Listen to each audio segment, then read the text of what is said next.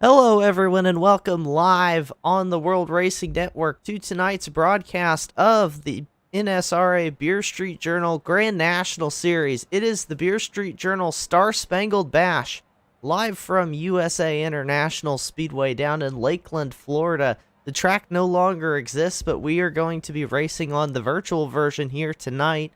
I'm Mitchell Adams, as always. Joining me in the booth this week for the first time on the World Racing Network is Chris Darling. Chris, I'm glad to have you with me here. It's kind of been a little last minute put together, but I'm glad to have you joining me up here in the booth tonight for what should be a great night of short track racing.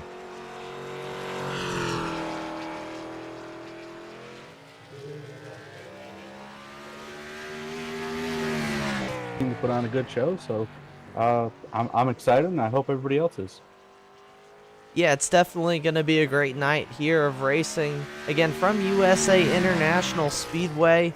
This is a track I don't think I've ever gotten to broadcast a race from. It's not one we see a lot of leagues run at, but the National Sim Racing Association doing it here, I think fitting for the Star Spangled Bash that we go to a track with USA in the name.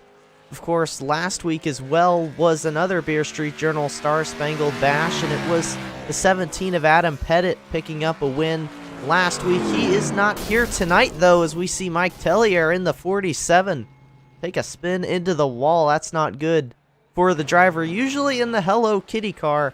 Not so tonight. He's sporting the patriotic paint scheme, which if you tuned in last week, you know is kind of the theme of the Star Spangled Bash here that Beer Street Journal is putting on. Speaking of Beer Street Journal, Stan Hausman in the Beer Street Journal car out for qualifying as well, trying to see what kind of time he can put into. There's a ton of prizes. Again, if you watched last week, you know what those are, but we will get to those after qualifying. Here's you see Stan go to 8th on the chart, but Chris, a lot of great looking cars as a painter. I'm sure you love to see all the great looking patriotic schemes out there on the track. Oh, it's always a pleasure to see that red, white, and blue on these cars, and I think it's pretty cool what Beer Street Journal's doing, putting out all this money for these drivers to earn.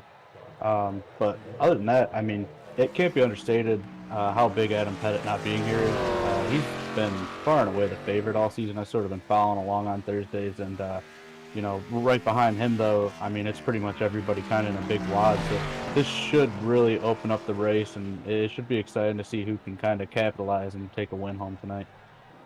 Yeah, Adam Pettit comes into tonight as your points leader here. He has a 163-point lead over Nate Maurer, who is second in points right now. That's massive lead as we are about halfway through the season. This is going to be race 12 of 26, I believe, for the Beer Street Journal Grand National Series. But like you said, the favorite of the season so far not being here is a huge opportunity for drivers to take advantage of. But again, we have about, I believe, a 15-car field. We'll see when we go green. We'll have that actual number, but I'm going to go ahead and take you through, since there's nobody out on track while I take it back. I think Jason Gracias out here taking some laps, and a new look for him as well.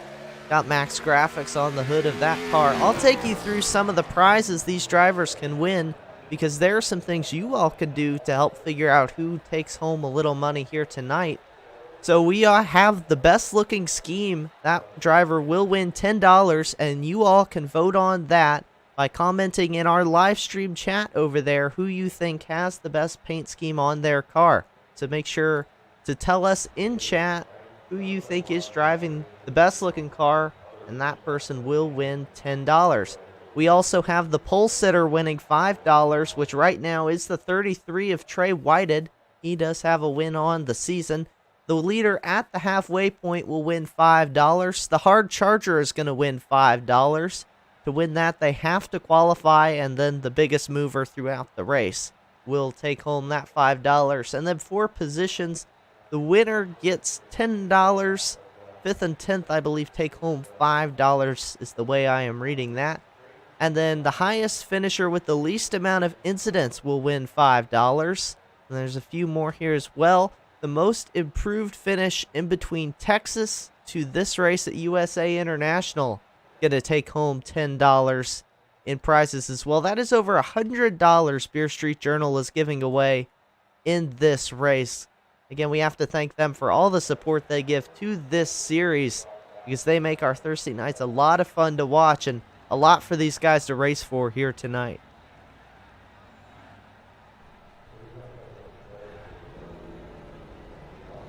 You see drivers getting on the track now, getting ready to grid up and go green here from USA International Raceway, and we'll take you through your starting order for tonight's race. It is the 33 of Trey Whited starting on the pole. The 41 of Matt Donnelly will roll off from second place. In third is the number 29 of Ira Kohlhaas. In fourth is Martin Plute. In fifth is the 971 of Nate Maurer, who we talked about second place in points. Look for him to try and put on a strong night tonight. Sixth place starting position is Justin White in the 2. Starting seventh is the 31 of Brock Whited. Starting in 8th is Jason Gracias in the 1. 9th is Jeff Price. And in 10th is the number 9 of Stephen Lachensky. Chris, do you want to take him through the rest of the field here? Yeah, sure can. 11th will be Noah Owens in the 88. The 94 of Patrick Morrison will be sitting 12th. Stan Hausman in 13th in the number 39 Bear Street Journal car. Bryce Hunter in 14th. Mike Tellier in 15th. And Sam Kohlhaas and Philip Scott will round out your 17 drivers starting the race tonight. So a pretty medium-sized field, but I have a lot of faith that these guys are going to put on a good show, as they always do on Thursday nights. Definitely going to be fun to watch some of this short track action, see if we get some beating and banging going on. Hopefully we can keep it green, though. Yeah, that is the key, and that's always kind of the unknown when we go into a short track, is how long these drivers are going to be able to keep it green. I've been told, I was talking with Martin Plute before the race began, driver of the number 4 car here, that they are very difficult to keep a hold of, these race cars here tonight. He said they're loose on entry, loose on exit, and they kind of get on the rev limiter down the straightaways. So that really is going to make it difficult for these drivers to handle around the racetrack. But of course, these Beer Street Journal Grand National Series drivers, they know how to drive race cars better than just about anybody else that I've been around in my day. So we will see, Chris, when we go green, how well they're able to keep it together. But like you said, big cash prizes up for grabs here tonight. That usually raises the level of aggression quite a bit. Oh yeah, for sure it will, especially at a track this small. But I think tonight's all going to be about patience. It's going to be up to, seeing who can sort of get into the corners a lot easier than everybody else and saving that right front tire. It's definitely going to be a tough night, but hopefully these guys can keep the wheels under them and sort of come out ahead of the game.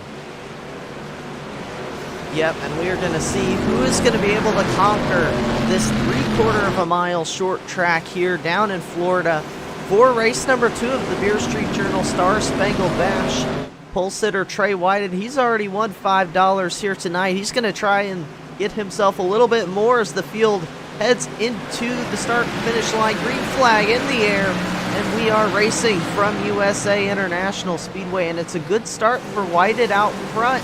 He's going to get a clean break over the 41 of Matt Donnelly, who we've seen have a lot of speed here lately in this season. But behind them, it's a little bit more contested, the battle for third place.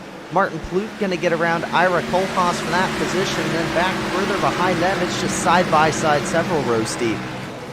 Yeah, and definitely a guy to watch tonight's going to be Philip Scott. He's usually really fast on these short tracks, and he's starting way in the back of the field. I think he's already made up.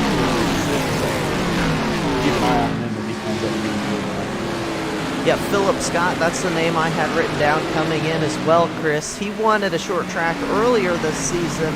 We'll put that on hold for just a second as the 41 of Matt Donnelly jumps underneath the 33 machine of Trey White, and he is going to take over the race lead to move Matt Donnelly now up to the front of the pack, and Martin Plute's going to follow by as well in the 4 machine. 33 of Whited dropping a couple positions there in just over 1 lap. But like you were saying, talking about Philip Scott, again we're going to get interrupted talking about Philip because we have a caution on the racetrack, Chris. Caution number 1.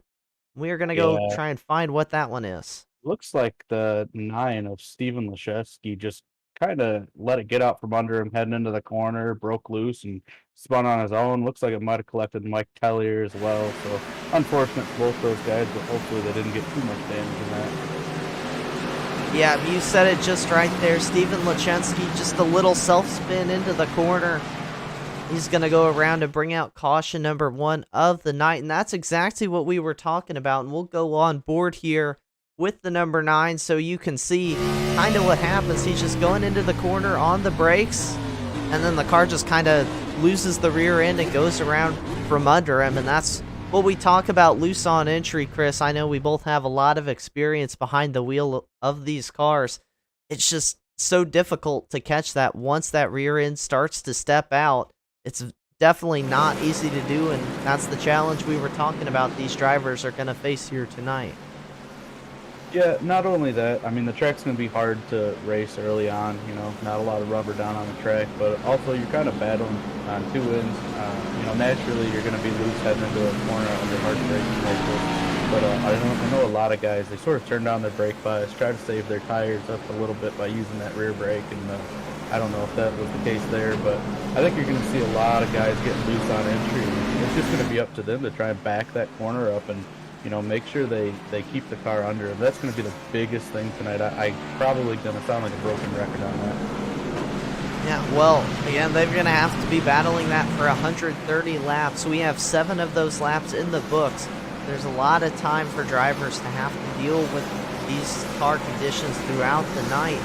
Getting back to what we were talking about earlier, Philip Scott in the 99, we were talking about how good he's been on short tracks, Chris. He won the first short track we had of the season at Rockingham, almost won at Iowa, and he's been fast everywhere else, but when we go to a short track, Philip just really seems to have an edge that he sometimes doesn't have when we go to other tracks.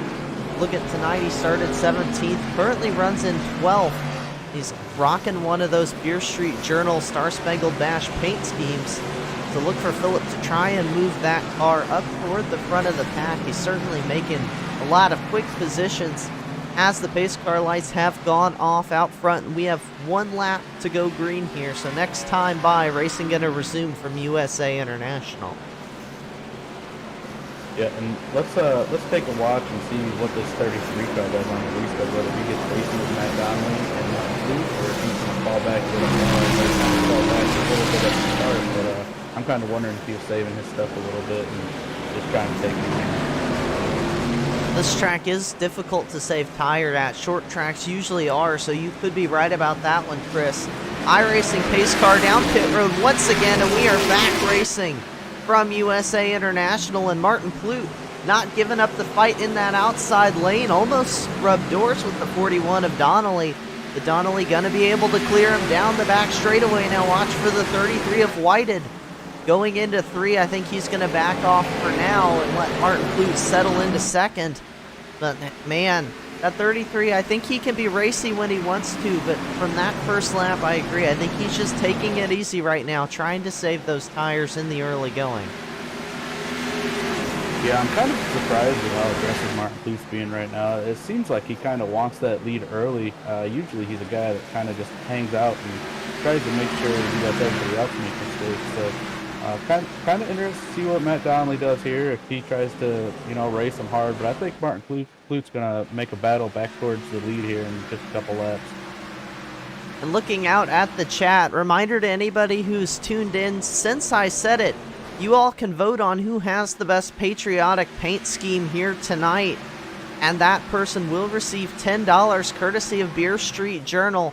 We'll kind of try and highlight some of those throughout the race. But if you see one you like, make sure to say it out there in chat. I know we have Martin Plute saying this 39, 39. Beer Street Journal machine of Stan Hausman, the best looking car. We also have Trey Whited as the best scheme. That is a good one on the 33 as well. 94 as well we're getting from Rose. That's Patrick Morrison. Here a little further back in the pack, a good-looking car there as well. And again, you see Philip Scott right behind him, the 88 of Noah Owens. A lot of drivers here, Chris, getting involved in the Star Spangled Bash courtesy of Beer Street Journal, and that's something we love to see here. These drivers really kind of passionate about the theme and wanting to get involved, and it makes for great looking cars out on track, mixes it up a little bit. Yeah, it definitely does. And Beer Street Journal, they do a lot of stuff for this league to try and help boost participation and sort of give back to the drivers that put on this great show every week. But I'm watching Matt Donnelly and Martin Plute, and they're just kind of staying even, as is Trey Whitehead. So this could be a 3-horse race right now. These guys are kind of running the same exact lap times, lap after lap. Yeah, they're definitely opening up a gap back to the 29 of Ira Kohlhaas here in 4th. And I know from my experience racing here at USA, I don't know if you have the same experience, Chris. I always feel like when people run out to the lead, they usually do end up losing that gap on the long run to the people behind them. Of course, could be very different because these Beer Street Journal Grand National Series drivers know how to save tires quite a bit better than some of the people I think we'd run into in the iRacing official servers, but it is just something to keep in mind. They're running a great pace right now, but can they keep it up over the long run? That's kind of just something we have to wait and see. Yeah, I definitely agree. I think naturally speaking, you're always going to be able to save tires better when you're behind somebody. You can sort of gauge how much you're saving based on what they're doing, but when you're out front like Matt Donnelly is now, it can be kind of difficult to sort of know what you're doing or whether or not it's right or wrong. So just have to keep an eye on that. But yeah, I see the field's sort of getting a little spread out now. So, I mean, we could be in store for a long green flag run once again, which these guys are definitely accustomed to. So saving tires is definitely a premium right now. Yeah, I think usually we only get 1 or 2 cautions here in the Beer Street Journal Grand National Series. We had an early one here about lap 5, but after that, you're right, they've gotten strung out a little bit. And if it keeps up like that, we might see a long green flag run here. And I was told before the race as well that their fuel window can go anywhere to 90 to 120 laps here at USA. I'm pretty sure they're running 85% fuel tanks this week, so they can almost go all the way, not quite all the way to the end of the race. So we would have a green flag stop from here, we believe. This is just something to keep our eye on as well. Of course, Chris, we both know that 112 or 110 laps we have left. That's a lot more easier said than done, I guess I should say, to stay green all that way. Well, it is, but the further these guys get spread out, the easier it kind of gets. I know we'll be. Well, there you go, and there's a yellow flag on the track. Yep, a little bit of the commentators' curse, I guess. We're talking about them going caution free, and then here we are. Caution comes out. And this one is looking like the 2 machine of Justin White. We'll take a look back at it here on the World Racing Network replay. You see just coming out of 4, got a little loose on the corner exit.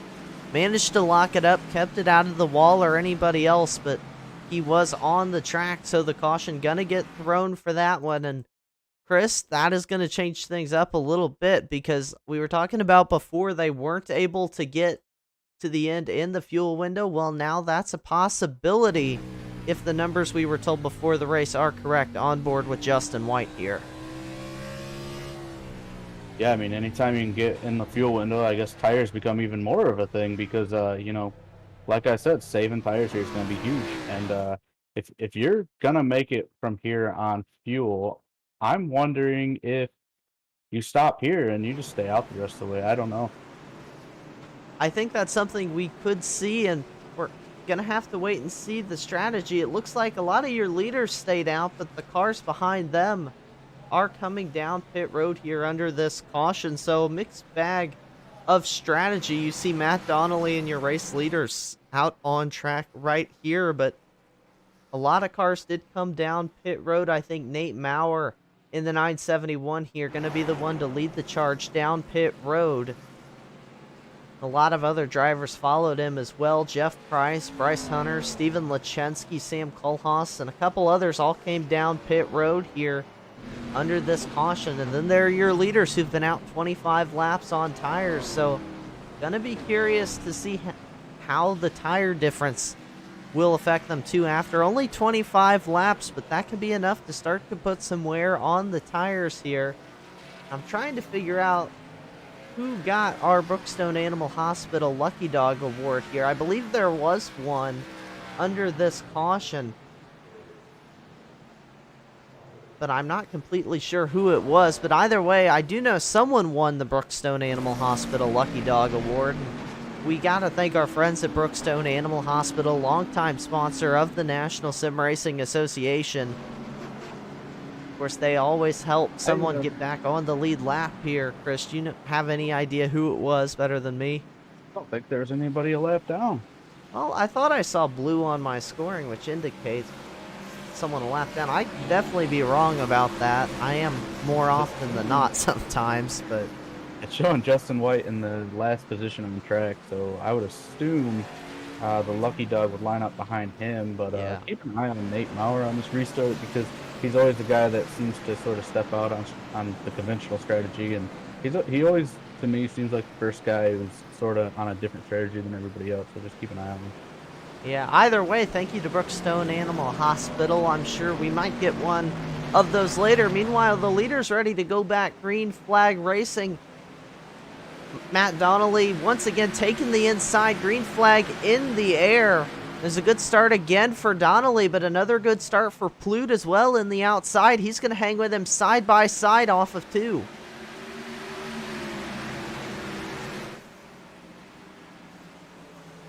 Still side by side, trying to fight in that outside lane, but it's just so hard to do here at USA. This track really favors that inside lane. And you see Martin Plute kind of threw a little bit of a block on the 33 of Whited there, I think, going into the corner. But he is going to be able to settle back into second place now as you see the field blow by us here. Yeah, I think Martin Plute knows that track position is going to be vital going into this run here, and I'm watching the 971 on Nate Maurer, and he's just picking off guys left and right. So I think those tires are going to be big news for him, and I think you're going to see him up in the lead real shortly here if they don't have a caution. But I see a car spinning. Who was that in the back? That's what I'm trying to see as well. I believe that was, yeah, the 28 of Sam Kohlhaas, and we'll go back and take a look at it here on the replay. I think it was just a case of what we've been seeing all race long, really, just a little bit loose on the brakes, loose on entry. Yeah, you see it right there, just slides up the track in that Pepsi machine. Going around, but I don't believe bringing out the caution here. We stay green. There, looking back up front, Matt Donnelly getting out to a bit more of a comfortable race lead than he had before, about a half a second in front of Martin Plute. But I think you were right, watching Nate Maurer in the 971. He's cutting his way through this field here with 25 lap fresher tires here, right on the bumper of Jason Gracias. And you just gotta stay methodical about it. Be patient. You know, he knows he's got the fresher tires. There's no reason to push the issue if somebody sort of, gets in your way or anything. Just take your time. Hope for a green flag run, and he's gonna be the guy that's gonna be in front of this race as long as it goes green flag. Yeah, you're exactly right. And right now he's just kind of taking his time, not being too aggressive. And I think it's going to work out for him because you don't want to race too hard on those tires that you burn them off too quickly and equalize them before you can go march your way up through the field. Jeff Price in the 14 worth noting as well, following right behind Nate Maurer, has a couple of cars in between them now, or not for long as he's trying to get around Jason Gracias in the 1. These two leading the charge up through the field, and Noah Owens, the first victim, who's really gotten eaten up by those new tires. He has dropped all the way to 12th place since the restart. So you have all those guys moving forward at the expense of these older tires like Noah Owens, now Philip Scott as well in the 99, starting to get eaten up by that fresh rubber. And it's the same deal for those guys too. They got to stay patient. They're on a different strategy. There's really no reason to push it and try to race these guys who are coming up through with the newer tires. So, just both ends of the deal. They got to stay patient out there and just realize they're on different strategies. But I'm watching Martin Plute. It looks like he's making gains on Matt Donnelly up front for the lead. Yeah, Plute Doing a good job up front, and we talk about Martin being a very experienced driver here in the National Sim Racing Association. Been around for a while, a lot of experience, and you see that right now as he's really running down your race leader Matt Donnelly. And they're leaving Trey White at into 33, kind of in the dust. Your pole sitter losing a lot of ground to these front two here. Yeah, man, it's just tough to say. I really feel like Trey Whitehead is just sort of laying back there and waiting. I mean, he knows these tires are going to run off. He knows they're going to get a green flag run here, based on past weeks that we've raced, and I think he's just kind of sitting there and biding his time. But he can't really do that if he wants to get the lead and lead a few more laps, because once again, Nate Maurer has picked off a couple more guys. And he's now sitting in the fifth position, sorry. Yeah, Nate Maurer really wasting no time. Oh, Bryce Hunter. Whoa, that 49, the Dr. Pepper car got all kinds of sideways out of turn 4, but he hung on to it somehow. I don't know exactly how. We're going to go back and take a look at it here on the World Racing Network replay. Look at that, Chris. Save. It's not often you can get that sideways and stay off the wall at a track this narrow. And he was in the grass, too. That doesn't usually help at all. It's great driving out of driver of the Simbox Racing Dr. Pepper 49. But again, we stay green flag here on the track. And looking back up at Matt Donnelly, he's starting to stretch out from Martin Plute just a little bit here now. This gap's gotten significantly bigger since we went back to check that replay. We'll take a look at the lap time comparison here on the bottom left-hand corner of your screen. Last time by, he pulled away about 1/10 of a second. We'll see here. It looks like Martin Plute gaining quickly, though, Chris, and he does indeed cut that gap down quite a bit, 2/10 that lap. Yeah, man, it's tough to say. I don't know if Martin Plute's got enough to sort of catch and pass him. Looks like got a caution on the track. We do have a caution on the racetrack, and we are going to go see what that one is for. Looks like a little incident. Yeah. Man, Nate Maurer just barely squeezed by, and that's unfortunate for Nate Maurer being on off strategy, but he got all that track position out of it regardless. How many tire sets do these guys have, Mitchell? They have 5 here tonight for the Beer Street Journal Star Spangled Bash. And we'll go on board here with Nate Maurer as well. But like you said, that is exactly what the 971 didn't want to see, because that's probably going to take away that tire advantage he did have, assuming they all go down for tires here on this caution. And he did get a piece of the 29 as well. Decent contact here. We'll have to get a look at the damage on the 971 here in just a minute. I think he'll be all right, though. You know, I don't think it will affect him too much. It wasn't too very hard, and typically speaking, if you keep contact light at these kind of places and still be all right. So it'll be interesting to see how that affects him moving forward. Yeah, we'll keep an eye on him, and you see it here. Most of the leaders coming down pit road. There were a couple of takers, or I should say off-strategy takers, I guess.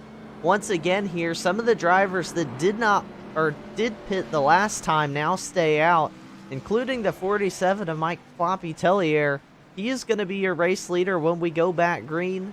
Stan Hausman in the Beer Street Journal machine right behind him. Patrick Morrison in the 94, and then I believe it's Justin White in the 2 here, and Sam Kohlhaas in the 28. Your top 4, all patriotic paint schemes here. That's something we'd love to see up at the front of the field. Really curious to see. This is about the same tire difference, Chris, they had the last time. It'll be about 20 laps, but that's still close, so I think it'll probably be about the same advantage for the guys behind him, led by Matt Donnelly on fresh tires that we kind of saw Nate Maurer have in the last run. It'll be interesting to see what Mike Tellier could do. He wasn't running too far off the leader's pace, honestly, but he just got caught up in a mess early on in the race. He sort of got behind, so now he's got that track position. I'll be interested to see, staying out on these tires, if he can sort of stay up there and keep the car around the front. He definitely gets my vote for paint scheme. I love that paint scheme. Big Scott Riggs fan back in the day. Don't ask why. I do not know, but I feel like whenever Mike trots out this paint scheme, it's kind of for me. I was gonna say too, I really love that paint scheme he's got going on. More just for the paint scheme here. I did make sure to check your Brookstone Animal Hospital Lucky Dog Award winner before we went back and checked the replay this time. It was the 88 of Noah Owens who will be picking up this Brookstone Animal Hospital Lucky Dog Award.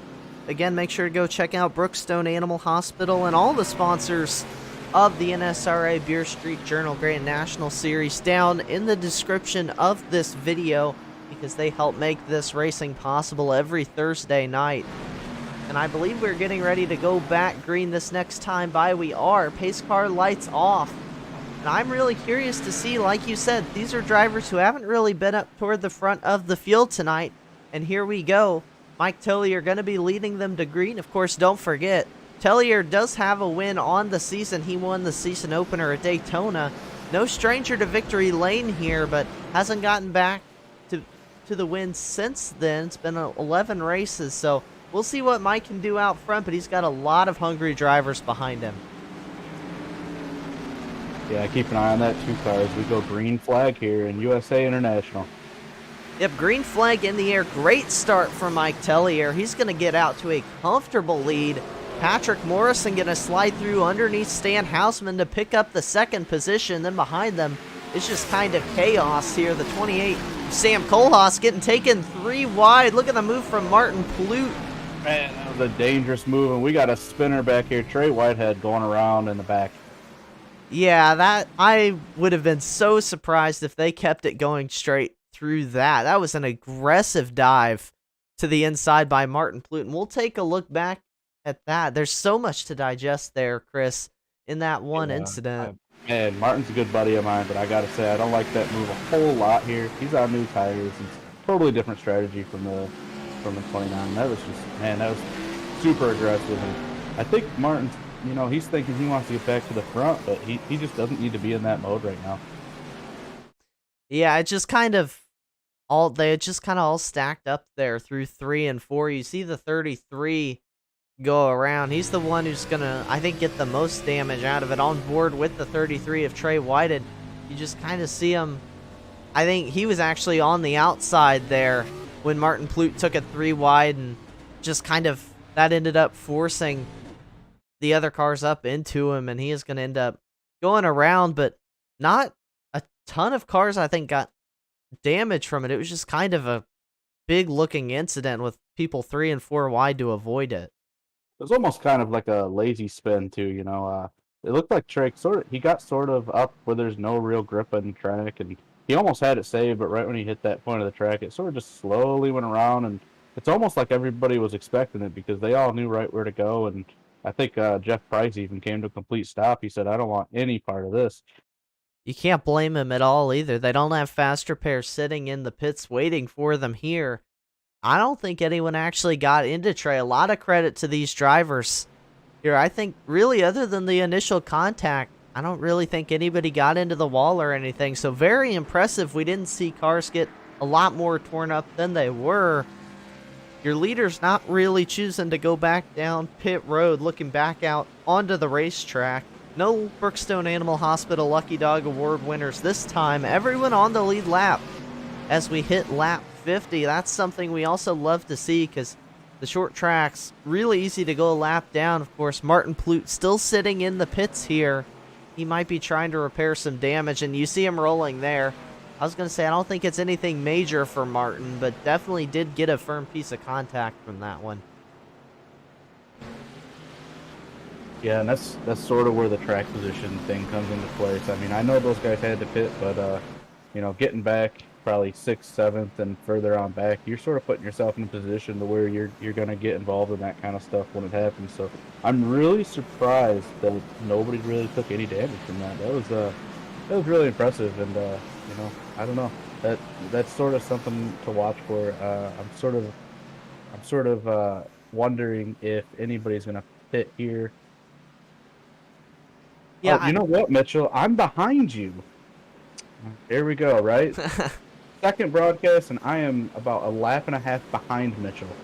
Hey, I did it last night, and it's worse when I do it because that's what everyone else at home sees. Again, we were talking about last night, me and Chris broadcast over on 10-4 Broadcasting, the NSRA 5-Star Cut Super Speedway Series.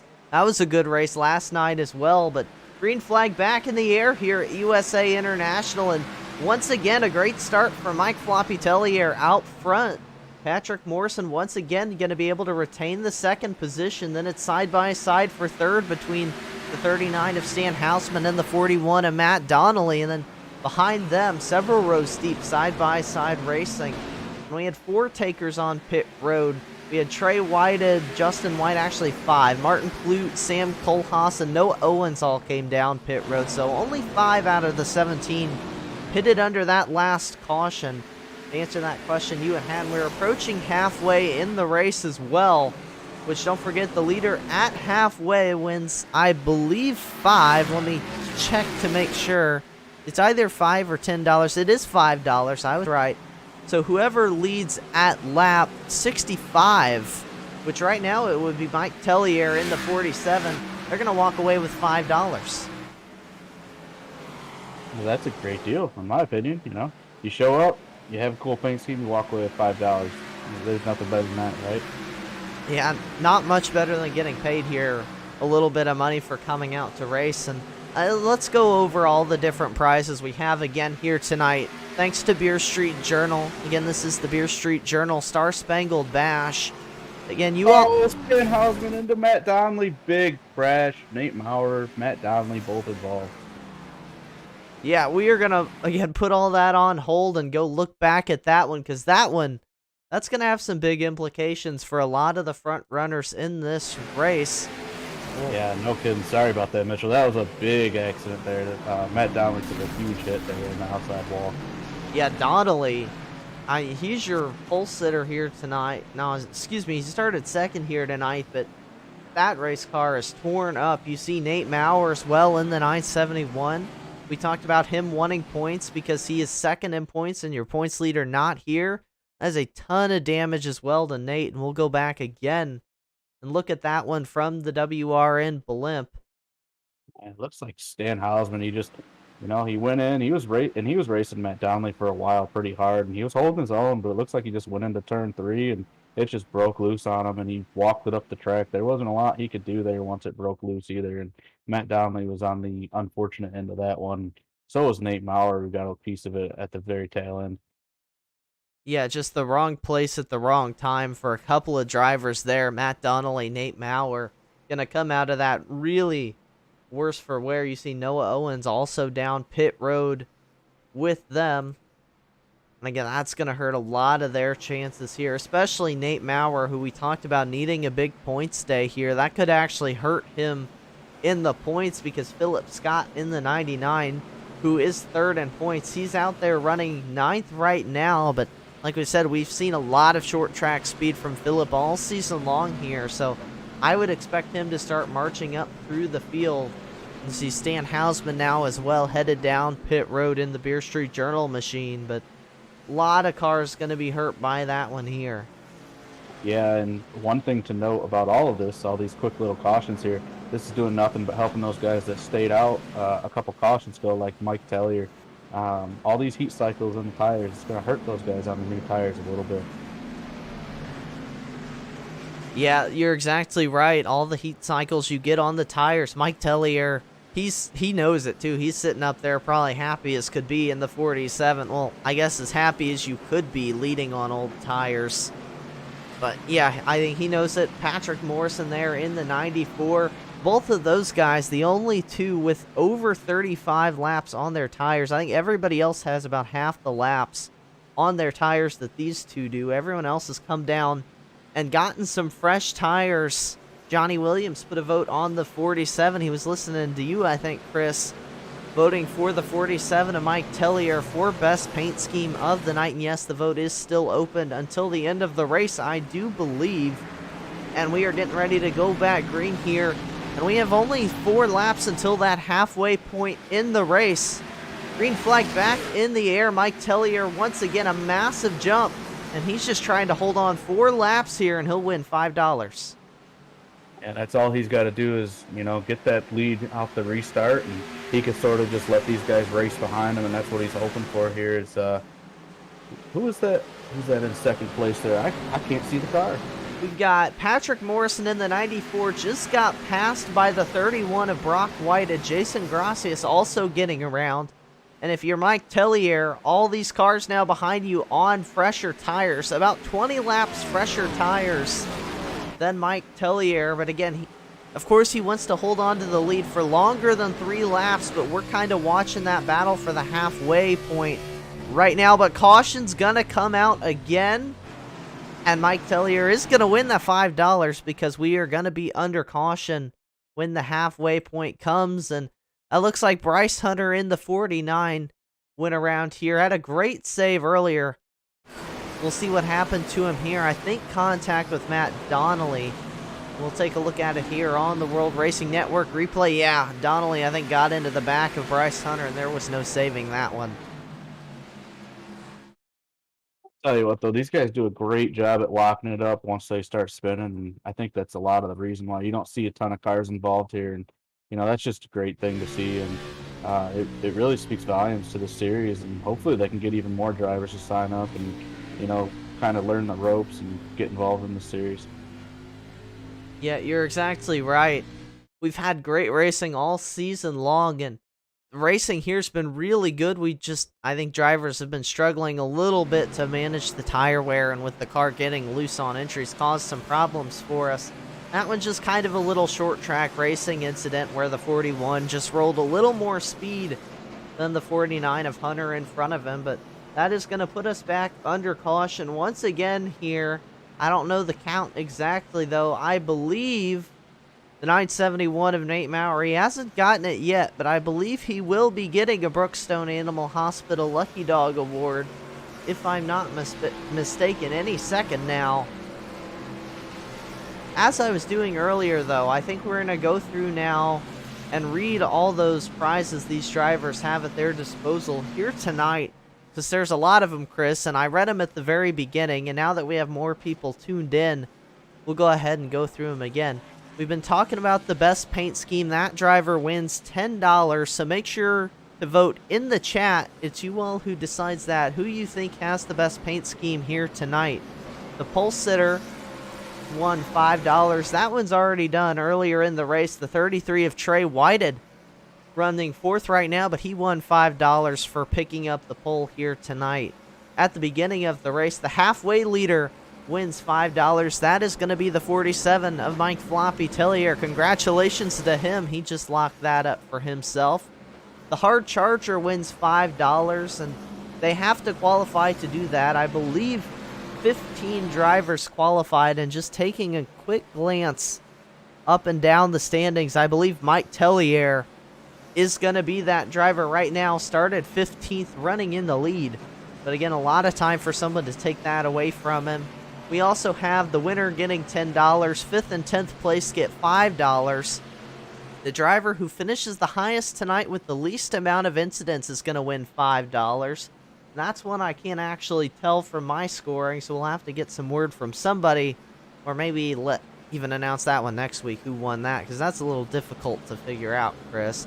And then as well as the most improved finish from last week to this week, again, both of these were Beer Street Journal Star Spangled Bashes. That person will get $10, and the total prizes given away here is over $100 in cash between the Beer Street Journal Star Spangled Bashes, which again, we love to see the sponsors getting excited about the races, especially Beer Street Journal, who does so much for the series. But all the sponsors who help make this possible are down in the video description if you want to go check them out. All of them have links down there.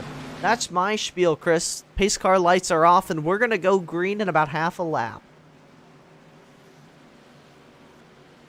Yep, and it's going to be interesting to see if Brock Whitehead can sort of get that lead from Mike Tellier. Mike Tellier's been great on these restarts, Mitchell, and that's something, that he's always done really well, and he's definitely not going to make it easy for anybody to pass him at any point of the race. He really has been nailing the starts, and Nate Maurer is still a lap down, so I don't think for some reason he got it, or he was 2 laps down. But either way, green flag is back in the air And once again, the 47 of Tellier just nails the start here. But again, he has fresher tires behind him in the 31 of Brock Whited. Battle getting good for third place. The 33 of Trey Whited gets around the one. Floppy split up the track, or Mike Tellier, sorry. His nickname is Floppy, everybody. Yeah, and you see him right there. The 31 of Whited underneath of him here, looking for the race lead, and he's going to get it down the back straightaway. New race leader is the 31. Oh, but contact between the two of them. Mike Tellier slides up the track. We stay green, though. They keep it going straight, but, man, they about wrecked there. Yeah, that was real close. Really surprising that Mike held on to that thing. That was a good set of driving from him, but I know he's probably not happy about that one. And again, you saw a big checkup there, a bit of an accordion effect. I think it was Jason Gracias, Philip Scott, and you see Steven Lachensky got shuffled out into the outside lane, lost a couple spots because of that. But already Brock Whited driving away to almost a 1-second lead over Jason Gracias, who's running in second place right now. He's getting a lot of pressure from Trey Whited. Both the Whites running up inside the top three here tonight. And Chris, look who's in fourth. We talked about him, Philip Scott. You can't have a short track race without Philip Scott out front, I guess any race really, because he's so fast all season long. But you saw a big wiggle from him there, but that 99 coming toward the front of the field. Yeah, he's slowly moving up there, and, you know, just like we talked about he was going to do, it took him a little while, but he was patient the whole race so far, and he's up there trying to get through. He looks like he's fighting a little bit of a loose condition off. I don't know if he's stepping on it a little too hard coming off the corner or what, but we have a yellow flag once again. Yep, caution flag back on the racetrack here. We'll try and get a look at this one. Just short track racing out there right now. Yep. It looks like Bryce Hunter got into the back of Sam Kohlhaas going into turn one, and around Kohlhaas went. So it didn't look like anybody got too much damage out of that. Yeah, Bryce Hunter went from one side of the wreck to the other one, I think. Last caution, he was the one getting turned. This time, he is the one doing the turning to the 28 of Sam Kohlhaas. That is going to put us back under caution here at USA International. And it's just, I think, something the drivers just may be struggling to get them slowed down a little bit, because we know they're fighting loose condition going into the corner. That may be just making it a little more difficult for them to get on the brakes and load up. But Chris, I know, do you want to explain that to our viewers out in the chat a little bit more, what kind of that loose condition means for those who aren't sim racers? Well, when you're loose, the back end of the car wants to come around, and the front part of the car is kind of sticking to the racetrack, and the back end wants no part of it. So I don't know. It's really tough to say what's happening though tonight. I mean, it's sort of got like a old school Bristol kind of feel out there right now. You see a couple cars running about a half a lane up, but everybody's for the most part running around that yellow line. And when you're fighting a loose condition, once you get on the brake pedal and the back end of the race car is kind of coming out from under you, it's really hard to judge the car in front of you while you're already fighting your own car. So I'm kind of wondering if that's sort of the case. And I don't think anybody's going to have hard feelings over getting, bumped around here. It's just going to happen when you got everybody fighting over that bottom lane. Yeah, that's really a good description of it. And it's always kind of hard to explain the loose and tight. You just understand it as soon as you get behind the wheel of one of these things, but it's really kind of hard to picture that condition. Well, I just jotted on my notes. Mitchell's going to ask me to explain things. I need to come up with actual explanations. Don't mean to put you on the spot here, Chris. But yeah, sure you don't. New guy gets put on the spot. I see how it is. I'm not hazing you here in the booth or anything. It's not like an initiation. I make you explain racing terminology to our viewers, but Yeah, all the viewers should have seen what you asked me to buy you for lunch. Jeez, filet mignon, everything. It was crazy. Looking at the pit strategy here under this caution, Philip Scott, Matt Donnelly, Patrick Morrison, and Stan Houseman stay out. The rest of the field came down pit road here, including finally he got that Brookstone Animal Hospital Lucky Dog Award. Nate Maurer picking up a lap here, courtesy of Brookstone Animal Hospital. That'll put Nate back on the lead lap. You see the front end crinkled up from an incident earlier in the race, but that car's still looking fast here. I think Nate's got something to do before this race is over here tonight. Jimbo, Mr. Stay Tuned Sports, out in the chat, votes the 99 to Philip Scott best paint scheme.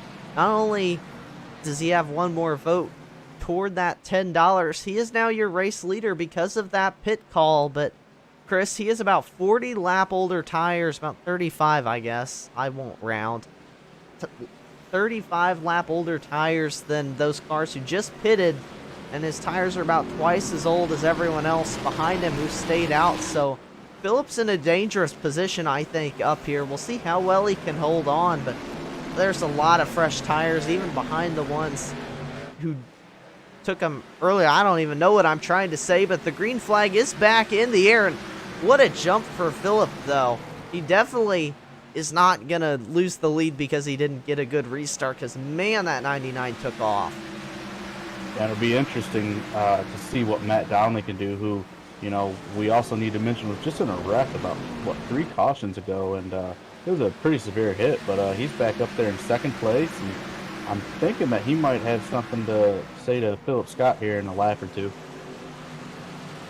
Yeah, we already see the 41 of Donnelly closing in the gap back to Philip Scott. He's got to worry about, again, all these drivers on fresher tires behind him. Matt Donnelly kind of got shuffled back in the pack earlier. You see him getting really loose out of the corner, but Martin Plute is around, and we are back under caution. I think, again, everybody stayed out of him. But Martin Plute took a spin there out of turn 4, and we're going to go back on the World Racing Network replay to see what happened to that number 4 machine. Oh, and funny enough, just before we went green there, I had a message in my pocket from Martin Plute on Discord.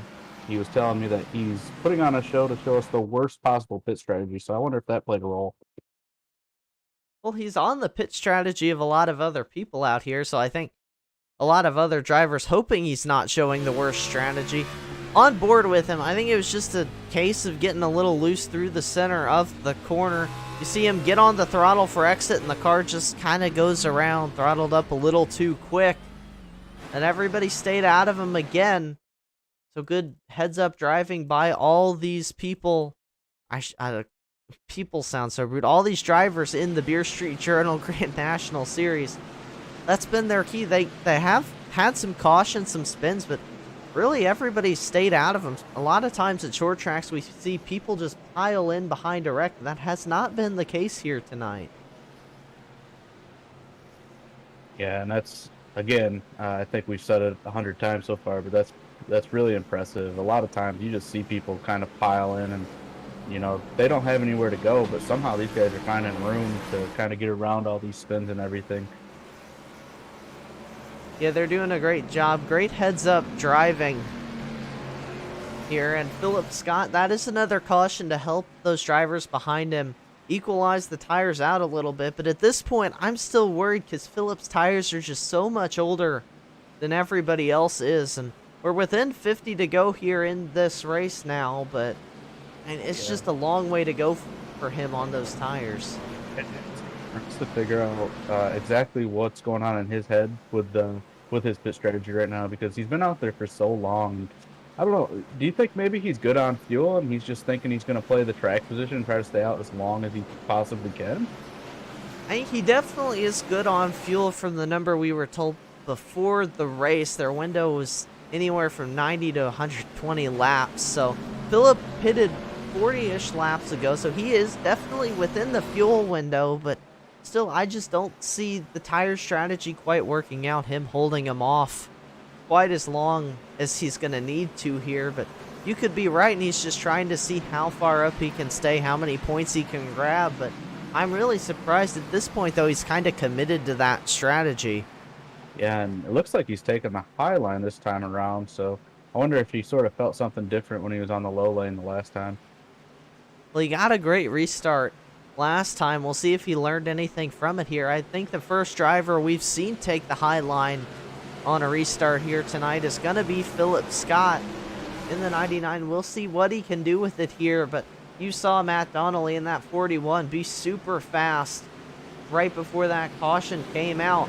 Pace car down pit road. Philip Scott with the jump. Green flag back in the air. He's going to bring Jason Gracias with him through a great start. Oh, that's 2 seconds he pulled out. Fantastic restart, and you just got to know that he was counting Jason Gracias down there because they left at exactly the same time. It was perfect. Matt Donnelly couldn't do anything about it. Yeah, you're exactly right. I believe those 2 teammates as well. You're very likely correct that those 2 were working together on the restart. Donnelly left to battle with the 33 of Trey Whited for the 3rd position. That's exactly what those 2 leaders want, is those drivers behind him to be battling. But Jason is on those freshest tires on the racetrack, except for a couple drivers who pitted that very last caution. That was only Stan Hausman and Martin Flute who were involved in some incidents getting damage repair. Jason, I think, now has put himself in a great position here to really challenge for that race lead. We've seen Jason Gracias. He's another driver. Haven't talked about him much tonight, but he has had a great season as well. He has 2 wins this year, and he's looking to pick up a 3rd here tonight if he can get around Philip Scott and hold the field back for 40 laps. Yeah, and Jason's sort of new territory this year because as the last probably 14, 15 races of the series, going back to last season even, everybody sort of picked up pace, whereas before that, Jason was probably by and far away the fastest guy in this series, and he's got a lot of competition now. Philip Scott's one of those guys, so I'm sort of excited to see if Jason get up there and they can do some side-by-side racing with each other. And Jason Gracias, I believe, as well, the defending Beer Street Journal Grand National Series champion, isn't he, Chris? I believe so, yes. And that's for a reason. He's so consistent on long runs, short runs. It doesn't seem to matter what track you're at, how long runs are. He's always fast, and he makes the pass look easy around Philip Scott for the first place. Yeah, and the new tires definitely don't hurt either on making that pass happen. But yeah, Jason Gracias is going to take over your race lead, and we'll see what he can do. Philip now going to fall into the clutches of Trey Whited in 3rd. Whited's caught right back up. Oh, he's going to get turned by the 33. Philip Scott into the inside wall. Caution flag waves. We don't really need to see a replay of that one. We just saw it unfold live. We're going to do it anyways. Oh. It's just one of those things. Philip's on those old tires, and you sort of have to expect it. You don't want to blame Philip in this situation, but you just got to know that when you're on tires that much older than everybody else, it's going to be really hard for them to sort of guess what speed you're going to be on corner exit, and that was just one of those deals. I don't really think I could put blame on Trey for that either, but it's just a tough deal. Yeah, we'll take one more look back at it here, find a good camera angle of the incident. Yeah, Philip just a little bit higher on the exit too. Probably had to slow up to get the car back in the line he wanted to for corner exit. And just the 33 was coming with a ton of speed and nowhere really to go. He was putting the pressure on Philip, and it's just going to result in a wreck. And just like that, I guess here he does come for tires, though, so at least he's going to get that out of this caution. But he's lost all that track position he just gained. And a lot of damage, too. Look at the nose of that 33. I don't know if all of it came from that. But yeah, he nosed it in there pretty hard once he slid down. But I still don't think it'll affect him too much. And it's kind of tough. I'm kind of watching Trey's onboard, and I don't know. He just kind of ran him over, but Philip was quite a bit off pace, probably 3 or 4 miles an hour, which is quite a bit in these cars. Yeah, the Beer Street Journal Grand National Series cars, and we see it in a lot of the stock cars too. It's just the tire difference is massive, and it's seconds a lap, especially to short track like this. You see Philip going to the back of the field here, taking a look, trying to see who our Brookstone Animal Hospital Lucky Dog Award winner is. I'm not completely sure who won it. I don't think it's Matt Donnelly, who I have the camera on right now, but somebody did at some point, I'm sure. So we'll go ahead and shout out Brookstone Animal Hospital once again. for all they do in sponsoring the Lucky Dog Award here tonight. But Jason Grassi is now up front. We haven't seen him lead laps yet here tonight. Again, we mentioned 2 wins on the season. We'll see what he can do in the lead. And all these leaders back to 9th place. Stan Hausman is the only driver with newer tires than all of these people, and that's only 5 laps tire difference. So really, at this point, the tires have equalized out, except when you look back into 12th. Then Patrick Morrison on back all have fresh tires on this caution, but they've got a lot of way to go if they want to get up toward the front, and a lot of fast cars. If they can see this thing go green, though, those guys are going to be the guys we're going to want to watch for this race win, I think. Yeah, and we are almost 30 laps to go here, so they are running out of time. Green flag back in the air. I think Jason Grassi has learned from watching Philip Scott on the last restart, because once again, a great start for the number 1 of Jason Grassi has put him out to a pretty sizable lead over the rest of the field here. Brock White at about half a second back already on board with the 1 here. You see how much they have to get off the throttle onto the brake to get through these tight corners. Back, Mitchell. About 3 or 4 cars wadded up back there. No yellow flag yet? No yellow flag indeed. We stay green. We'll take a look back at it on the replay, though. We got the 28 sitting right on the apron in the middle of the track. Oh, man, he is in the way. Wow, I'm surprised that there was no caution thrown there. That 28 car was right in the middle of the track. We're taking a look back at the first incident here. Oh, yeah.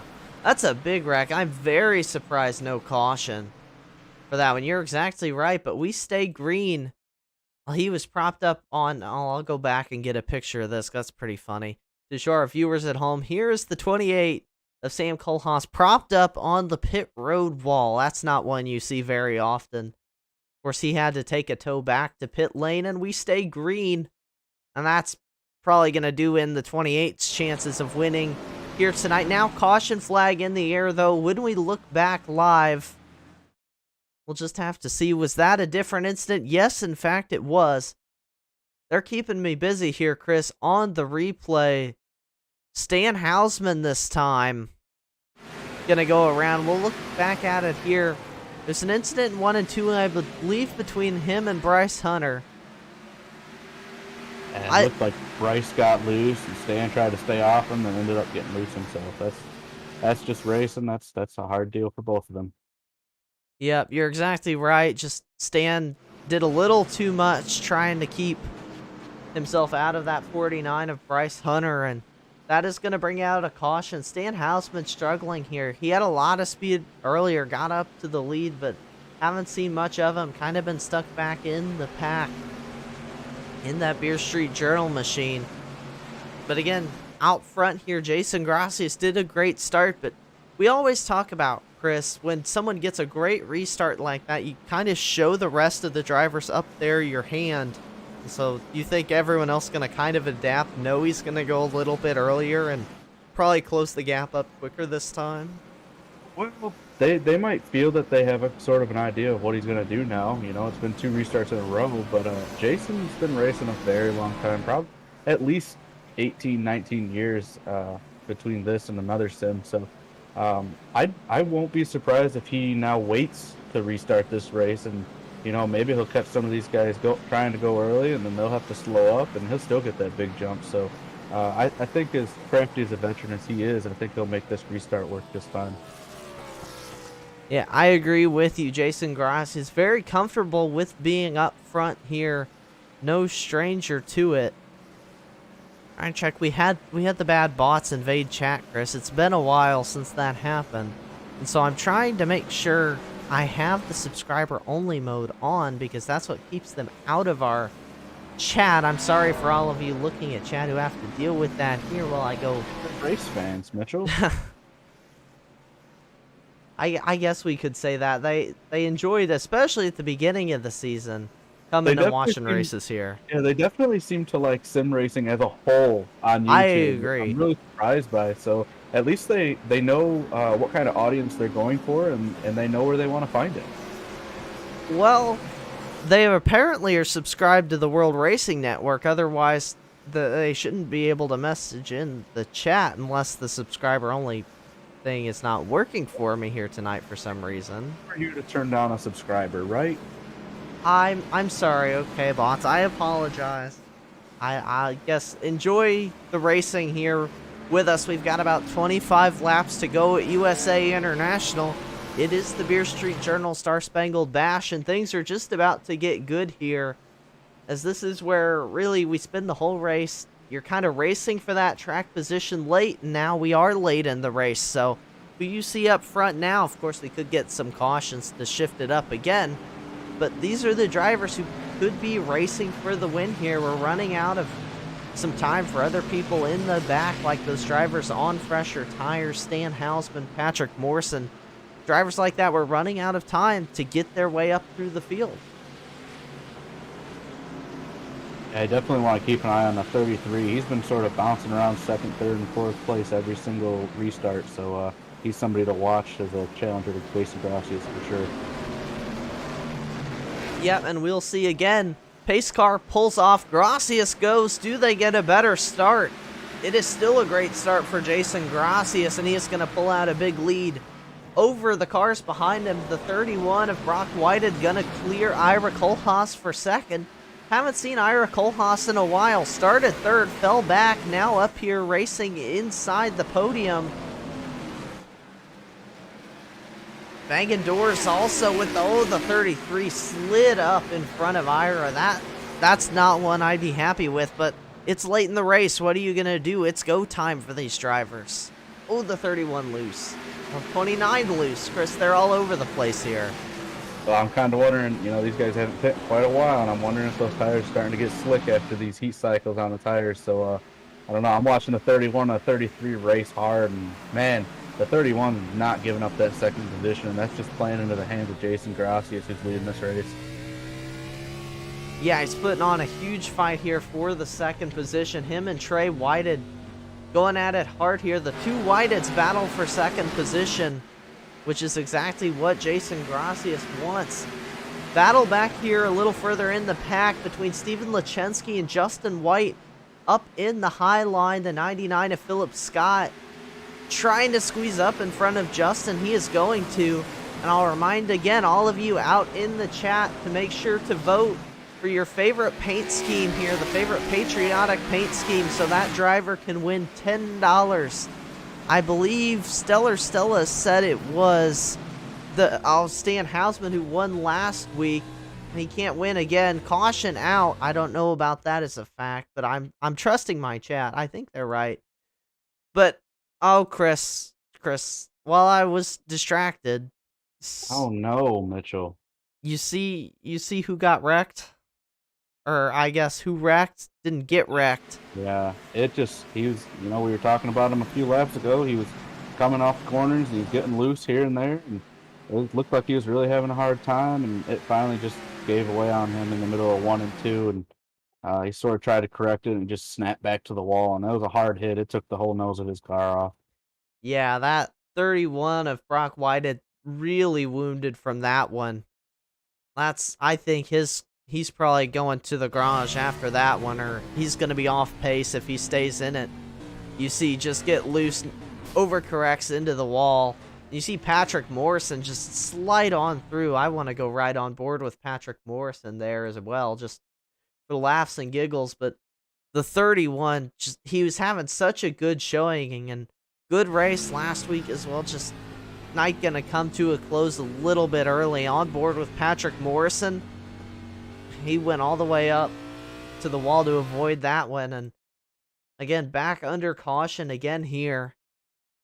For I don't know how many cautions we've had, but we are getting close here to the end, which usually means just more of them here. 15 laps to go probably when we go back green.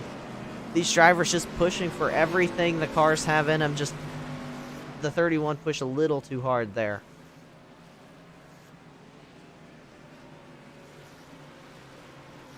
Jason Gracias still retaining the lead out in the front of the field. Now leading the 33 of Trey Whited in second. In third is Jeff Price in the 14. Jeff Price has been a driver who's had good luck and a lot of bad luck this season. For Jeff, he's really struggled to find a footing this season. He's 20th in points right now. He's made 8 starts, only has 3 top 10s, and he only has 3 top 10s, 2 top 5s, but Jeff's someone we usually expect to be running up here toward the front, just not had all the races go his way here. Having a good one here tonight, though, and got to highlight again, Sam Kohlhaas here, Brookstone Animal Hospital Lucky Dog Award, but still 3 laps down after that, so a lot of work cut out for him. Yeah, and Jeff's always been one of those guys who, you know, he's never flashy, but it seems like he's always up in the top 5 or up in the top 3 at the end of all these races that he's in. So I definitely think he's going to be a factor. But as is Philip Scott, he's all the way back up to 5th place now, and he pit last on lap 95, so he's got quite a bit newer tires. So, I mean, hey, that spin that he had, it might play right into his hands here. And if they, like I said, if they can go green here to the end, he might have a shot at Jason Gracias. I still think we're at a point where if you're up around the top 5, even the top 10, with the amount of cautions and incidents we've had, you do stand a chance to come up here and challenge Jason Gracias for the race win. But we're going to restart with, let's see, quick math, about 12 laps to go, 13 laps to go is the number. That's not a lot of time, but I agree, Philip Scott, he's come from the back to the front here, and I only imagine he gets a little bit further. I do not know, Will Radcliffe out in the chat asking caution number. Do not know the exact number. We've had a string of them here, but there's still been a good chunk of green flag racing. Caution lights, or excuse me, pace car lights, should say, are off. So Jason Gracias once again picking the high line. That seems to be the line they favor now later in the race, Chris, as we go back green flag racing. And Jason Gracias got a huge start once again. It seems like nobody can quite figure out how to get by him on these restarts. He is just so good at timing it up, and looks like a little contact between Jeff Price and Trey Whitehead there off turn 2. Yeah, Whitehead and Price still stay second and third for now, but look at the 2 cars behind Jeff Price. That's the 99 of Philip Scott looking up the inside.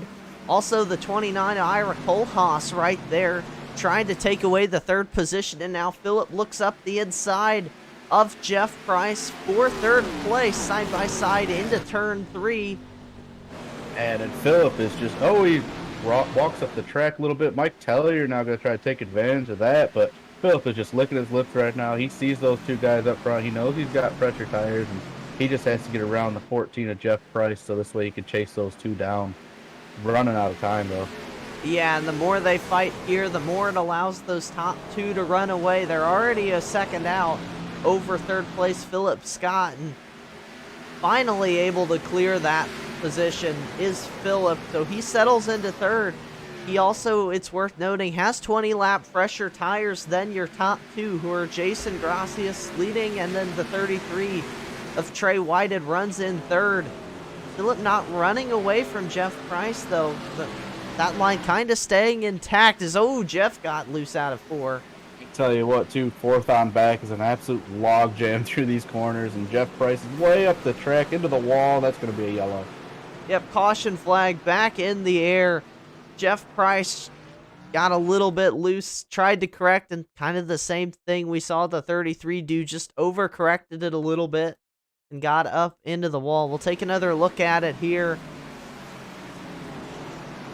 I think he was just feeling pressure behind him as well. I think from the 47 of Mike Tellier might have made him get into the corner a little bit hot, and just ended up going around. We'll go on board with him, but we've seen this tail a couple times here tonight.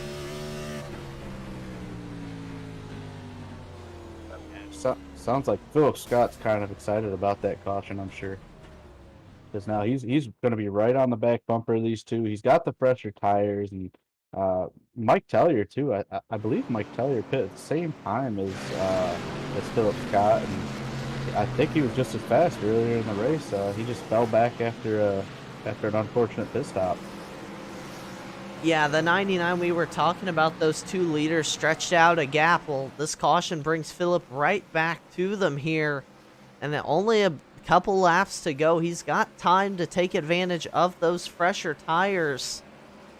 Once again, your Brookstone Animal Hospital Lucky Dog Award winner, I believe, is... That's the wrong graphic. This is the right graphic. The 28 of Sam Kohlhaas, I believe, picked up another one, if I'm not mistaken here. I thought he did, but now I'm not so sure. Again, somebody did under this caution, because we do have cars laps down. Yeah, it's going to be a big restart. It's going to be probably about 3 to go when they restart the race, I'm guessing. And Trey Whitehead, he's had 3 or 4 stabs at these restarts on Jason Gracias in a row now. And you know he's got to be kicking himself for the last few, but it's going to be interesting to see if he's learned anything at all, and if he could keep up with Jason. That's what he's going to need if he's going to win this race. He's got to get this restart right. He's got to stick right with Jason going down into turn 1. And I mean, don't overlook Trey Whitehead in the 33 machine. He comes into tonight 5th in points. Trey picked up his big first career win a couple of races ago at Talladega. So he comes into tonight with some momentum as well. So that 33, also a really hungry race car driver, wants to get his 2nd career win here tonight. He's up here at the front racing with some drivers who have a lot of wins to their name here. Jason Gracias, Philip Scott, Mike Floppy Tellier, Martin Clute, all 4 veterans of this series. And this is Trey Whitehead's rookie campaign here. So he's looking, again, to continue to make a name for himself. And we've had a lot of strong rookies here in the series. But now it's really your time to shine here, because we're coming to, I believe, a 2 to go restart. Yeah, he's definitely no slouch. He's been up near the front all season long, and he definitely earned that win at Talladega. He blocked 2 or 3 lanes. I was in the race, and he did a great job. So he's a good driver. It's just going to be all about this restart. If he can stick with Jason, he's going to have a great chance to win this thing. Or maybe we'll see a little bump and run action. Who knows? You know, short track like this, we've seen it earlier tonight, and they haven't wrecked. So we'll have to see what they do here. I think we definitely could see some bumper contact here. We are short track racing, and that's a staple of it. And I mean, it does a huge credit. We're going back again to Talladega. Trey Whitehead. People, you know, say that it's a plate race and anybody can win those, but it's just a different kind of beast. They're almost the hardest races to win, I think, Chris, because of how much you have to block and how crafty you have to be in the draft. So Trey Whitehead knows how to wheel one of these cars, but can he get it done on the short track? That's the key. Or will Jason Gracias hold him off, or someone win altogether different than those two? Green flag back in the air. Jason Gracias, huge jump yet again. We're not really surprised at this point. The 33 does slot down into 2nd. And look, he's got a good run as well down the back straightaway. Philip Scott settles into 3rd. Philip, you see him aggressive, looking to dive underneath the 33, but not going to work that time. Yep, and it looks like Philip got way loose off the corner. He's going to lose a lot of positions, and Trey Whitehead is still on the prowl behind Jason. It looks like he closes in and then just loses a little bit on exit, and we got a yellow flag. Stan Hausman around. Stan Hausman in the 39, just not been his night here at all in this Beer Street Journal Star Spangled Bash. We'll take a look at it here on the replay. Coming down the front straightaway, just contact with Patrick Morrison. I almost think Stan was just trying to crowd him down on corner entry almost. And just, they kind of got together because he had a lot of room up to the wall. I don't know that Patrick, we'll take another look at it. I don't know that he could have gone much lower here. I'm wondering if he even knew the 94 was there. 94 had a huge run, and Stan just kept coming down. I mean, again, it's late in the race. You've got to take that run if you get it. I think Stan Hausman might just not have known how big the run was coming from the 94.